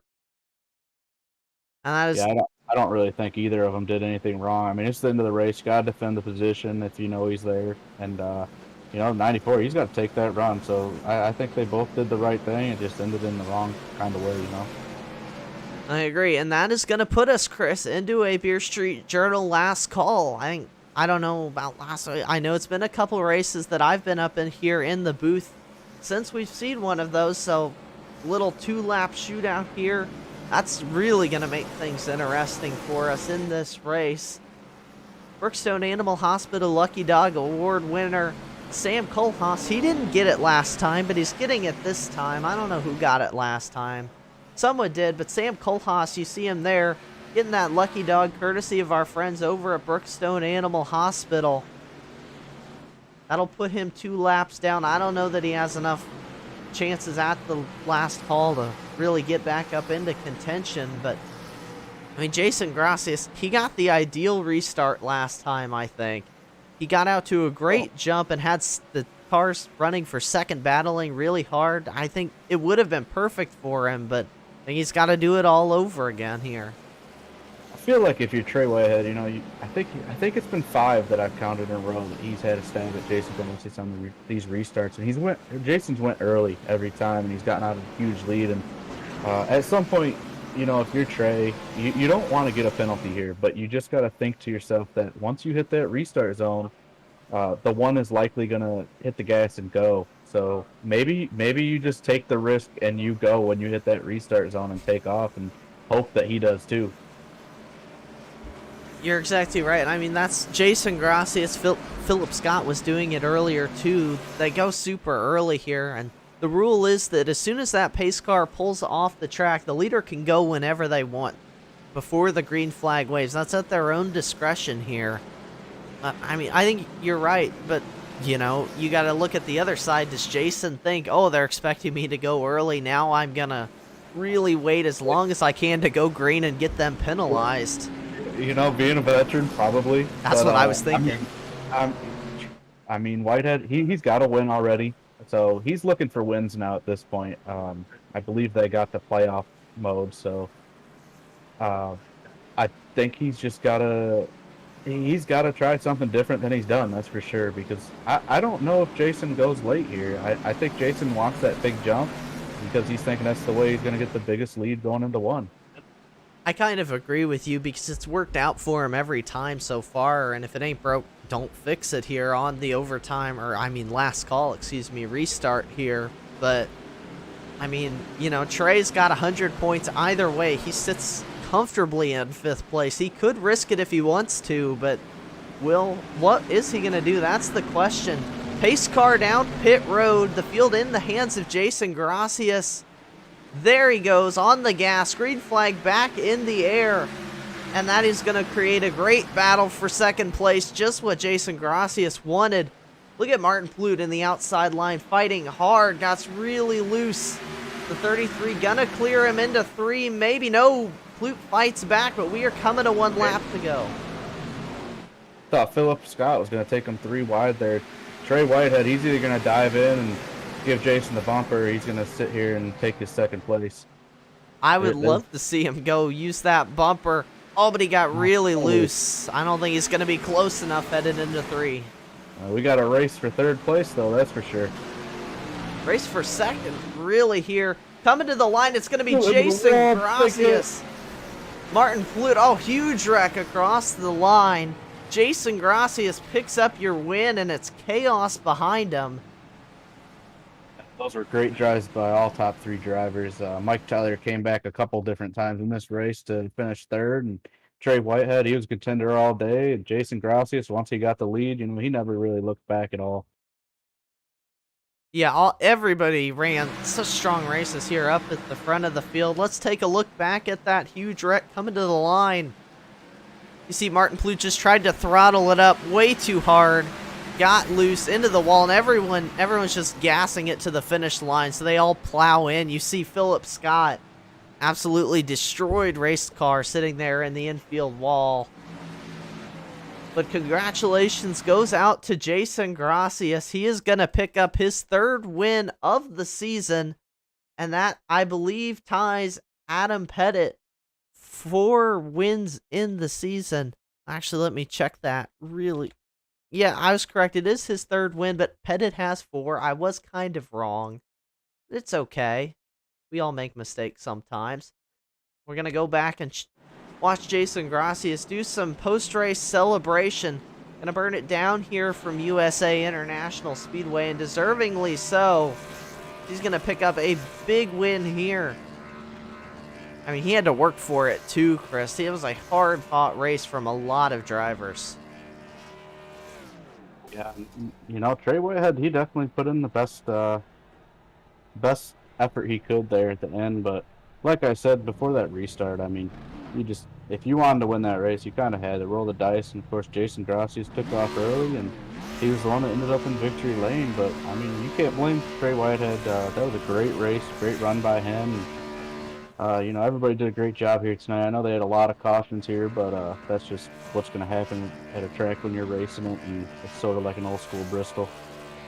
That's just kind of how the short tracks work. Everyone just gets really aggressive, and there's nothing wrong with that. It's close quarter style of racing, and that's what we see sometimes. But these drivers put on a great show for us here up in the booth, and we're gonna line up some post-race interviews here for you with your top three finishers. We're gonna start things off with Mike Floppy Tellier. You got a copy? Oh, I do. Hello. Hi, guys. Well, that was really an exciting finish, especially for you. You had a really good battle going on with Martin Plute for that third place position. You pulled it out and they wrecked behind you. Take us through that last call and what was going through your mind.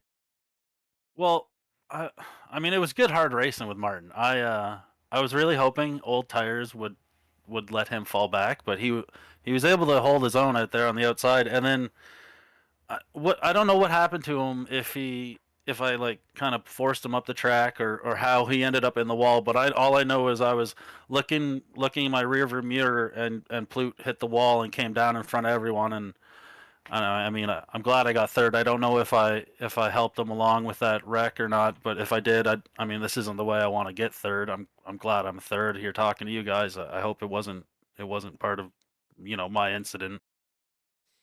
We did check the replay. It was just he got loose trying to throttle it up on exit. You weren't really involved in that one, other than being due his inside. But I mean, we looked at this race coming in. We knew it was a short track. It was the Beer Street Journal Star Spangled Bash. There was money on the line. We figured it would be a little more aggressive, and we did have quite a few incidents and quite a few cautions here tonight, but it looked in a lot of them that it was just the handling of the cars caught drivers off guard on entry and exit. Was that a challenge for you here tonight? Oh, definitely. It was really really snappy loose. Like one lap it would feel comfortable and you would go in the next lap and drive it the same way and it would get super loose, whether it be on entry, on exit getting on the throttle, even like I don't know, even trying to like correct a somewhat like it felt like you would lift your right front up while trying to correct and then counter correct. I don't know. I didn't really get a good look at the setup before the race, but it was really loose and definitely a challenge to drive. The guys tonight did a great job for what we had. Yeah, we saw a lot of great hard side-by-side racing, and this is not a track we usually see either on a lot of schedules. I kind of hit on it at the beginning of the race. This really kind of the short tracks, we don't really see this one very much. Of course, it doesn't even exist in real life. I think it's a warehouse now when I looked it up earlier, but how much experience did you have coming into tonight, and were you able to lean on that at all, do you think? I might have raced this track once in street stocks like 6 years ago when I first got iRacing. I actually didn't even know I had this track. I didn't know if it was a free track. I went to join the session tonight and it said like unavailable or something, so I thought there was a glitch or like I couldn't even find the track on the storefront to like verify what it was. I literally have maybe 170 laps, including the 136 we ran tonight on this track. I'm just glad I finished where I did, guys. Yeah, well, again, congratulations on the third place finish. There were a lot of fast cars, so coming out on the podium, not a bad night at all. Next week, we're going to Atlanta. It's a little bit different than a short track. What are your thoughts going into that race? Uh, New or old? Because I haven't turned a single lap at the new configuration, but I really enjoyed the old quad oval Atlanta. So, um, yeah, I'm excited either way. It's hot Atlanta. It should put on a good show. Like I said, these guys have been racing great. We did awesome at Texas, so I feel like Atlanta should put on a good show. I mean, unless we're super speedway racing, in which hopefully everyone learns accordingly together, and we still put on a good show. Yeah, I was sitting here thinking about that before I asked you the question. I don't actually know which version we're going to next week. I guess we'll figure out next week when we go live from there. But yeah, thank you for stopping by and talking with us, Mike. Again, congratulations on third place. Any shout outs you want to give, though, before we let you go? Yeah, the Team TNR guys. Jason with his big win. Philip, he was here tonight. He ran good. I'm not sure where about he finished, but yeah, the Team TNR guys. NSRA for hosting the series. Beer Street Journal for sponsoring it. You guys for broadcasting. Um, let's see, FRN for being on the side of my car all season long, unless it's Hello Kitty. But yeah, that's about everyone.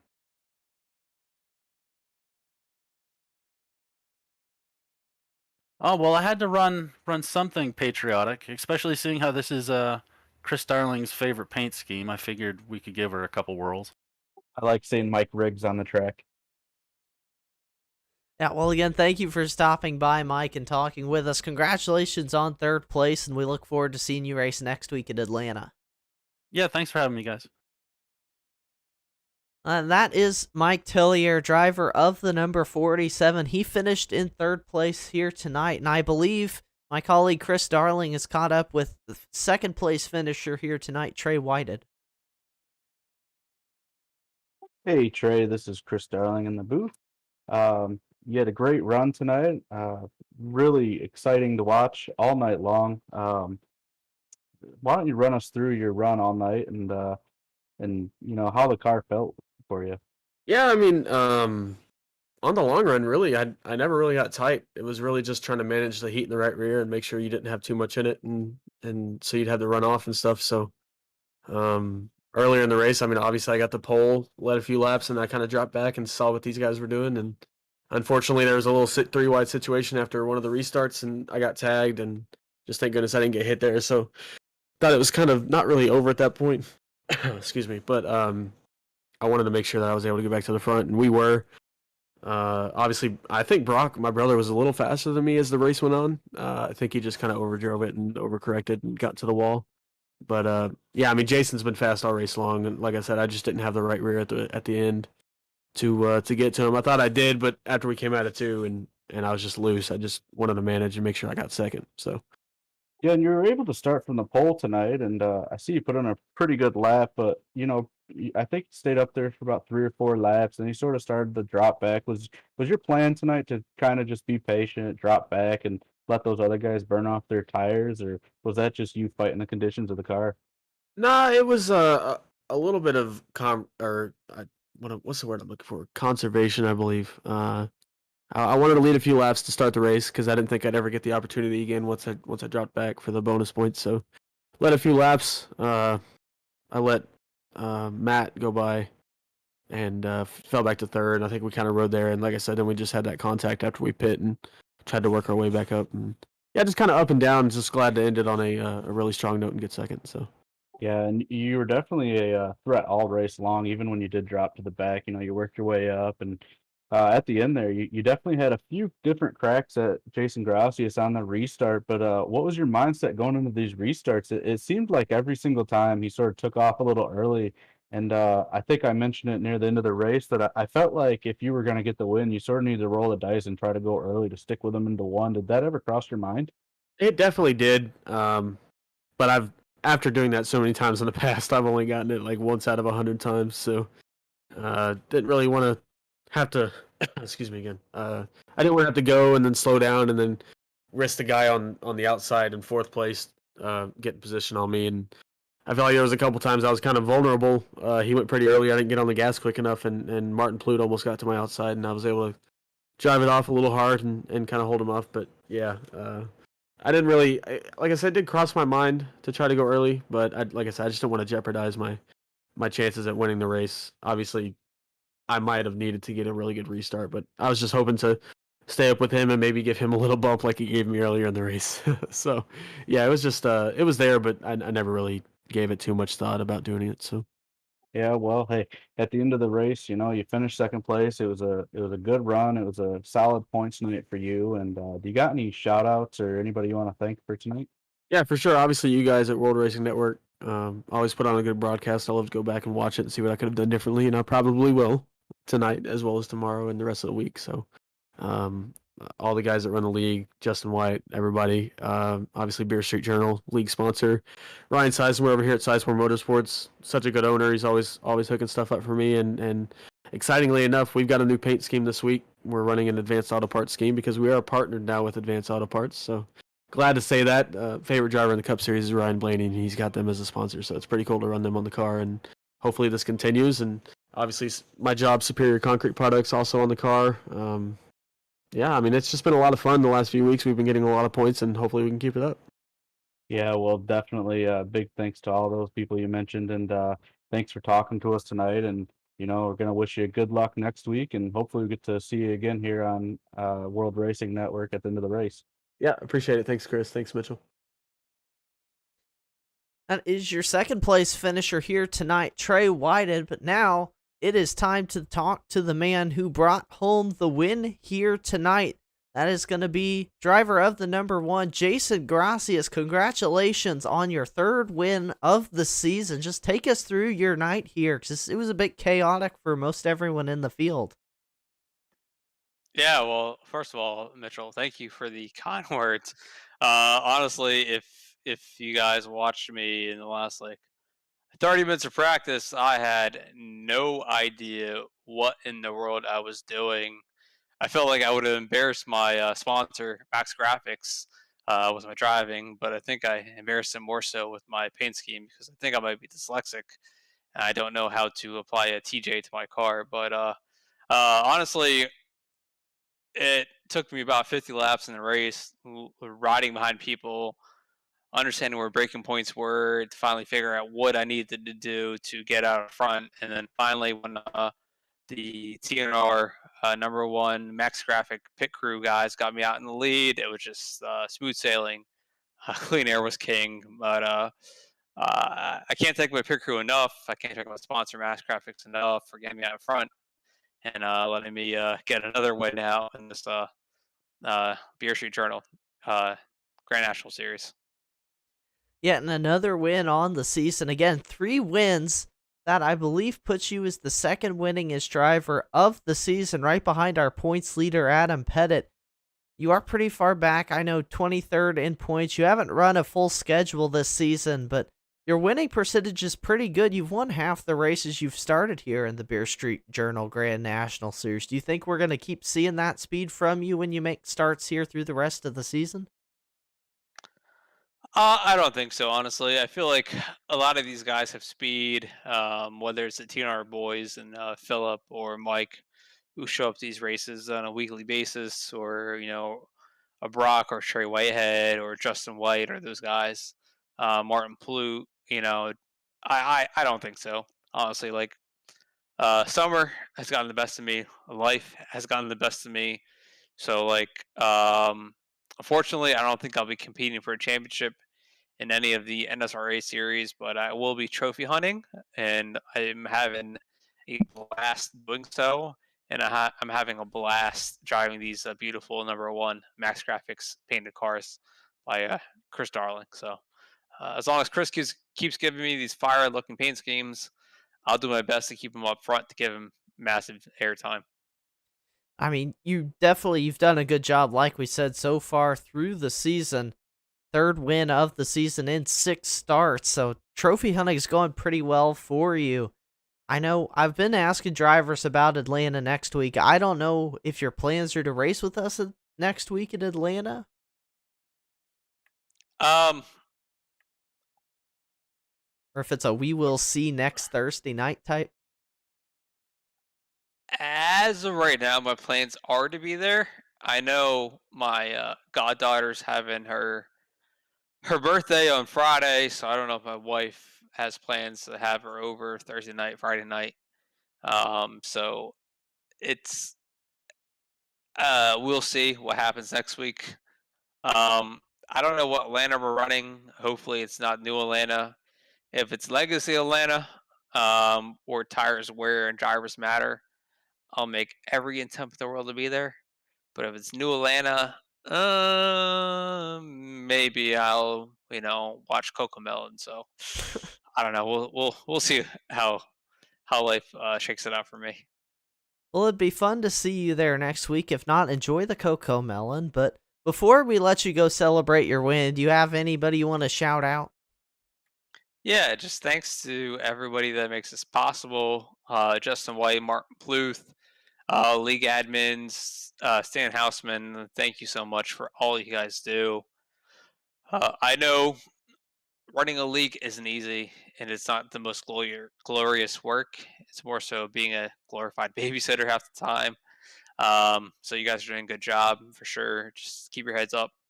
Um, Thanks to our main sponsor, Spear Street Journal, for the league sponsorship. Again, just like last Friday, I'm drinking a Cape May Brewing Company brew.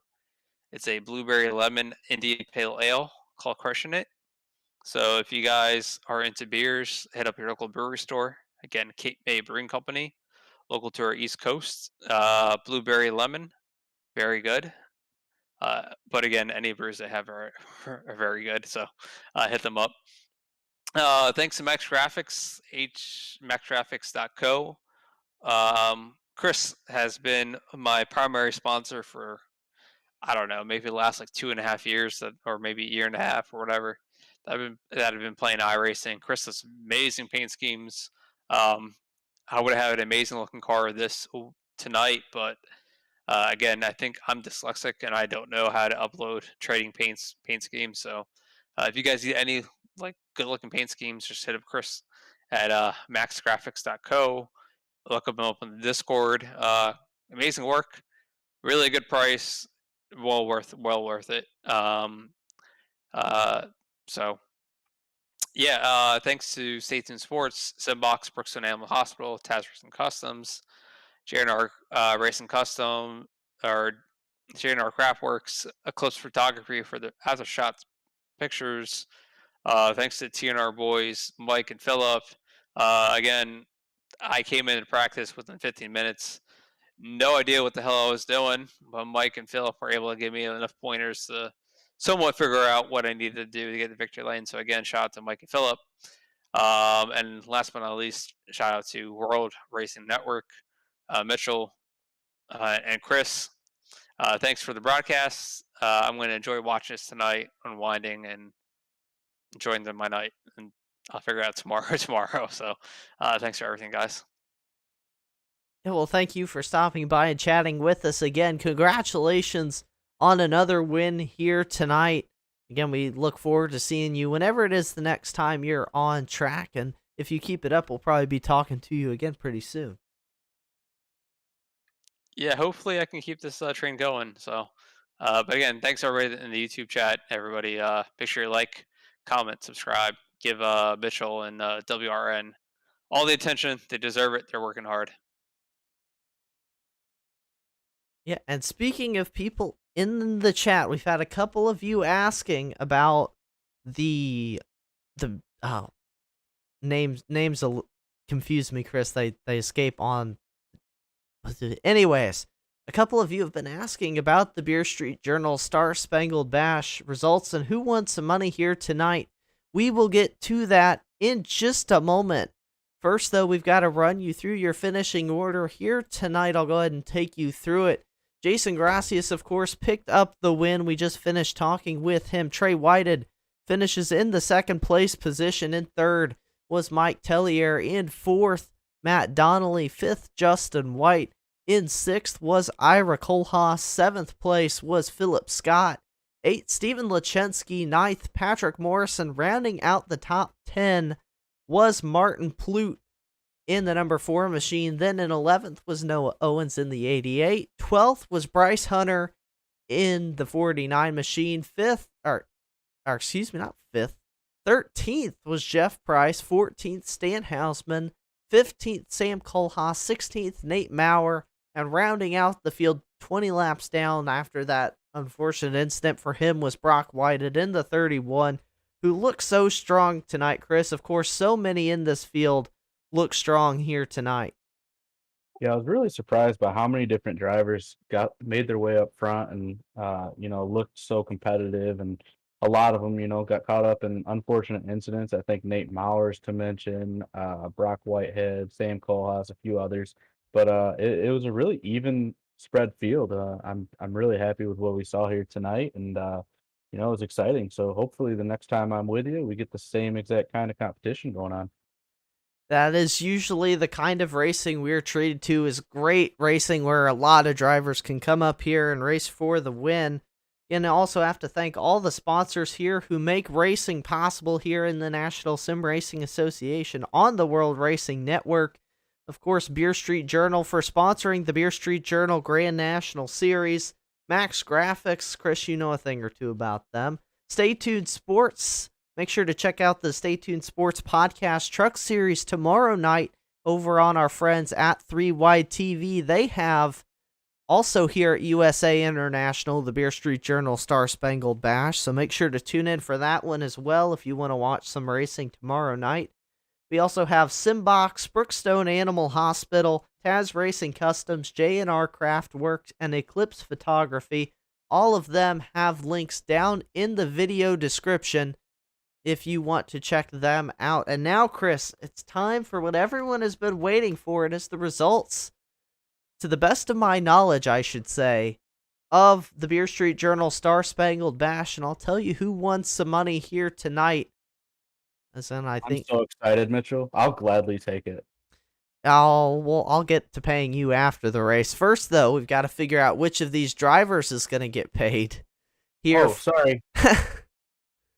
Okay, so looking at the best paint scheme, the tally, I believe, went to the 99 of Philip Scott. I believe Philip is going to win your best paint scheme award, $10 here tonight, if I can count, which you would think I could by now, but that wouldn't be the first time.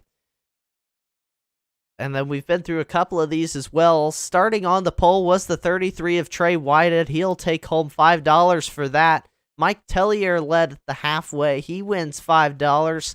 The hardest charger. I'll do a quick glance through the field, but I believe it was also Mike Floppy Tellier. Went from starting 15th to finishing 3rd. I believe he will take home some $10 total from that. Then, of course, your winner, Jason Gracias, takes home $10. In 5th place was Justin White. He'll win $5. And in 10th was Martin Plute. He wins $5 here. I cannot tell you that one about the highest finisher with the least incidents. That one might have to wait till next week. And then I can tell you. You can? I sure can, because they already uploaded the results. They did? I should They look did. at Discord. Oh, wait a minute. They don't have a thing for it. Let's see. Well, I blew that one. I really thought I had that information on hand, and I guess I don't, Mitchell. Oh. That's terrible. Hey, that's okay. You knew a little bit more than I did, which is that they'll post it somewhere, I guess. I believe it was Mike Tellier, though. He started 15th and ended up 3rd. I know. We'll go Philip with that. Scott was the next largest. He started 17th and ended up 7th. So, yeah, Yeah. Mike Tellier is the winner of that one. Yeah, and they had to qualify, and I don't think Philip qualified either. He wins the biggest mover, or then the most improved finish, I don't know either, because I don't have the results from last week on hand. And again, that is running through all those awards Beer Street Journal is giving out in the Beer Street Journal Star Spangled Bash. Over $100 in prizes they've given out to drivers over the last 2 weeks. So again, huge thank you to our friends at Beer Street Journal. Their link is down in the description, or go to beerstreetjournal.com to see all about. I'm going to be honest, I don't follow Beer Street Journal too much, Chris. I'm not quite of the age where I should be following Beer Street Journal, but I know they have a lot of good information. If that is your thing, you can go check them out. But before we go off air tonight, Chris, you have any thoughts about this race or going on to next week in Atlanta? Well, I think you're going to get two very different races between this week and last week. There were a lot of cautions tonight, but I think I mentioned it several times. Everybody was kind of fighting for the same space around the racetrack, and in my opinion, I think everybody did a great job tonight, especially those top 3 guys. And but the whole field, I mean, they all did spectacular. There were a lot of cautions, but they kept it off each other. And next week they're going to Atlanta. I know our race winner Jason Grassi said he wanted to see it at the old Atlanta, but as someone who I haven't really seen the iRacing cars at the new Atlanta yet. I'd love to see it at the new version. But the older version is very rough on tires, and it sort of plays into the hands of a driver who could be patient. So I don't know. It's going to be interesting either way. Brand new track or something we're so used to, and I don't know. Hopefully, I might be able to get in here with you again next week. I'll have to check the schedule and see what's going on. But if I am able to, I'd love to be here again with you, Mitchell. I have a good time doing it. Yeah, we love having you up here in the booth. All of us at the World Racing Network would love for you to join us whenever you can, Chris. So we'll get together again after the race and figure all that stuff out. But again, for all of us here at the World Racing Network, again, big thank you as well to Patrick Morrison. I think I forgot to mention him earlier in the race. He was racing the 94 tonight, but he's filled in for me a couple of times over the last few weeks. So a big thank you to him. I should be back for the rest of the season, I believe, barring something crazy happens. But big thank you to him. And then for all of us here in the booth tonight, my co-broadcaster, Chris Starling, myself, Mitchell Adams, we want to thank all of you for tuning in here tonight and sticking around with us for the Beer Street Journal Star Spangled Bash. I had a great time. I hope you all did too. And until next week in Atlanta, I hope you all stay safe, have fun, and we'll see you next time.